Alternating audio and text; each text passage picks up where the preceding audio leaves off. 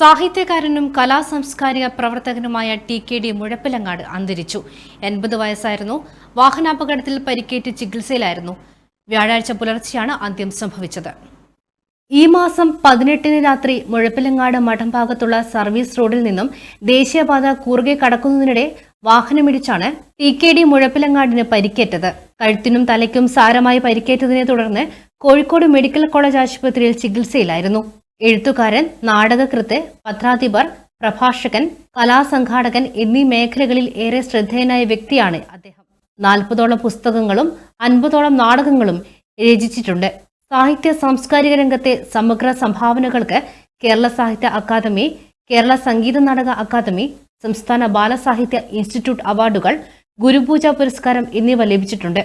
ഉണ്ണിക്കുട്ടനും കഥകളിയും എന്ന പുസ്തകത്തിനും സിദ്ധാർത്ഥൻ ഉറങ്ങുന്നില്ല എന്ന നാടകത്തിനും സംസ്ഥാന ബാലസാഹിത്യ ഇൻസ്റ്റിറ്റ്യൂട്ട് പുരസ്കാരം ലഭിച്ചു. കണ്ണൂർ നോവൽ മാസിക, ആശയം ബുക്സ്, തലശ്ശേരി ദേശം, ജനനാഥം, എക്സ്റേ തുടങ്ങി നിരവധി പ്രസിദ്ധീകരണങ്ങളുടെ പത്രാധിപരായും അദ്ദേഹം പ്രവർത്തിച്ചിട്ടുണ്ട്. കൂടാതെ കണ്ണൂർ സർഗവേദി, തലശ്ശേരി സാഹിത്യ കൂട്ടായ്മ, മലബാർ നാടൻപാട്ട് സംഘം എന്നിവയുടെ ഭാരവാഹിയായിരുന്നു. കണ്ണൂർ 1 കണ്ണൂർ.